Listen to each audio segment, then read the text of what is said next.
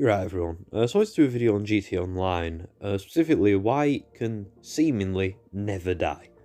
So let's get started. And I did cover a couple points about GTA in my Red Dead video, but I wanted to do its own video to expand on it a bit. First of all, I wanted to talk about the writing. It's still very good, like the story mode, at least the bits they put effort into.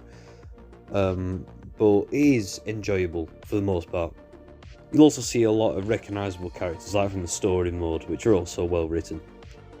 Notice how I said the bits they put effort into though.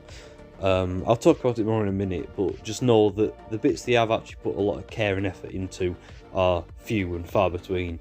Especially with the most recent updates, the bits that feel like they've actually been well cared for are sparse. Next, like the gameplay and overall the things to do. The amount of things you can do is staggering. It's really impressive.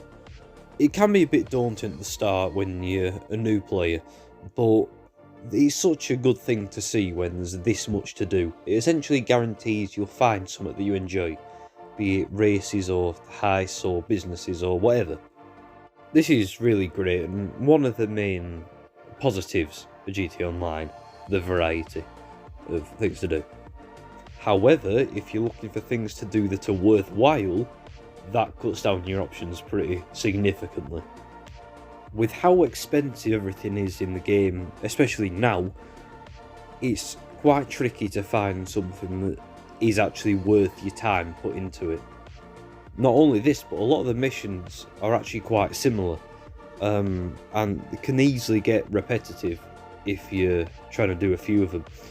So really, whilst there seems like there's a lot to do on paper, if you actually want to spend your time well, there's not. So this major positive of the game has suddenly become meaningless, essentially, and links kind of back to the lack of effort Rockstar put in, because if they'd have put more effort into more of the missions, they wouldn't feel as repetitive and similar, and would therefore be worth doing, and again therefore they'd feel like there's a lot more to do.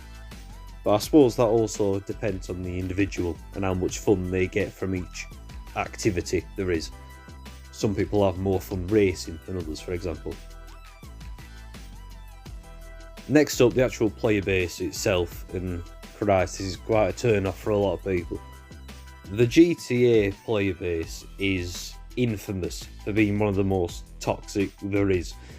And unfortunately, a lot of the time, this is true. Not all the time, just most of the time. In public lobbies, you're likely to get killed again and again and again, likely not be able to do anything about it. That's just how it is. And if you're doing any cell missions, or any missions where you're carrying something important, you will get killed, and it will get either destroyed or taken from you. Another problem is the hacking and the cheating. I don't encounter this much because I'm on Xbox, but if you are on PC, from what I've seen at least, it seems pretty abundant, so that's something you need to keep in mind. The only saving grace is that you can do essentially everything in private lobbies, where it can be just you and your friends, which is what I tend to do most of the time, and is what I recommend you do if you play it. Because this will save you a lot of pain and headaches, because it separates you from this toxic fan base, and lets you actually enjoy the game. One thing that is definitely good about it though is, in the newer version of it, the actual GTA Online standalone game, it runs really well. Now, personally, I don't notice much of a difference between the graphics of both games, but the loading screens are definitely a lot faster in the newer one, and best of all, it runs so much smoother. It's such a noticeable increase. It's really good. If you are planning on getting it, I do recommend getting the newer one because of this. The only downside though is, for whatever reason, probably greed, which we'll talk about more in a minute, but you can't actually play with people who have just the regular game if you have the online standalone, which is a bit stupid if you ask me, and for people like me means I actually have to play on the older version of the actual game to play with my friends because they don't own the newer one. So this is definitely something to keep in mind if you have friends who play it and like what version they have. Next up, the difficulty. It's really poorly done. Really poorly. They've done what at least I consider as a cop-out for difficulty that a lot of games do, which is where they just increase the health of the enemy and increase the damage. Not only that, but they've actually made it even worse, because they've also upped the accuracy of the enemies on the harder difficulties by an unreasonable degree. So you'll get shot down instantly, out of nowhere, from seemingly miles away. The worst part is it makes no sense.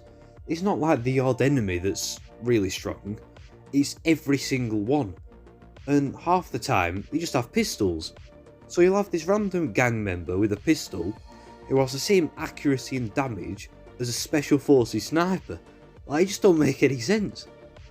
They've had no creativity when it comes to making the game genuinely more difficult, but rather have artificially inflated it, which I really don't like. Now about the world, I really like it. I think they've done a fantastic job with it.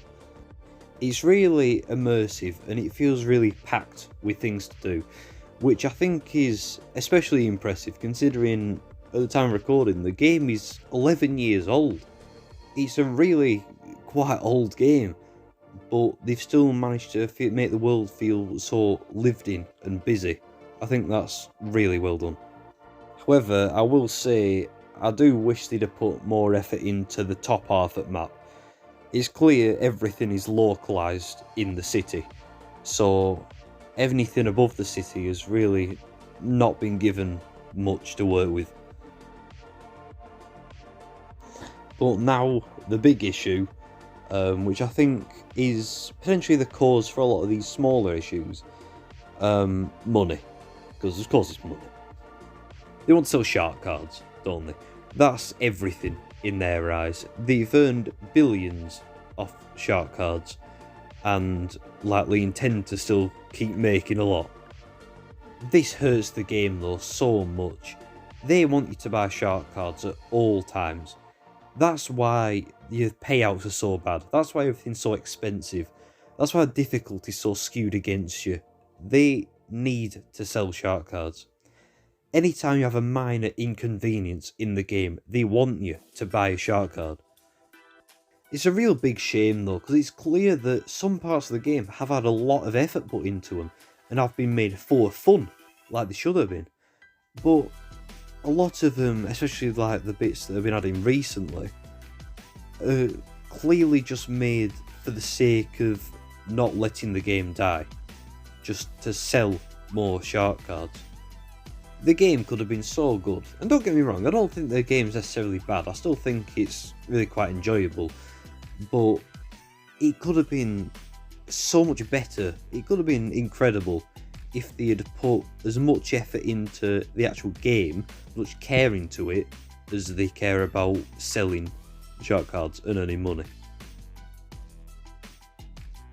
So, overall, should you play or buy the game?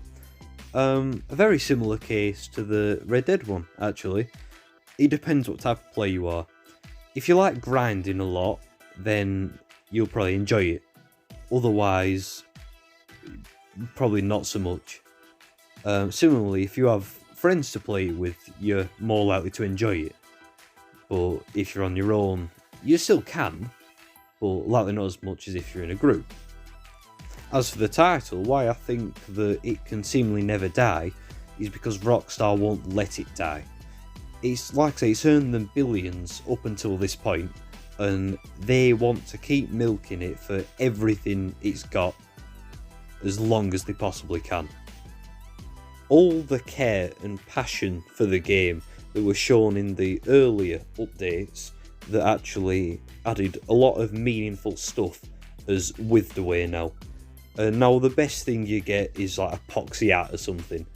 It's clear they're just updating it for the sake of updating it, for the sake of not letting it die, so they can get as much money as possible. Like a lot of things, it boils down to money and greed, which is a shame, and it's never nice to see. Anyways, thanks for watching, and I'll catch you in the next one.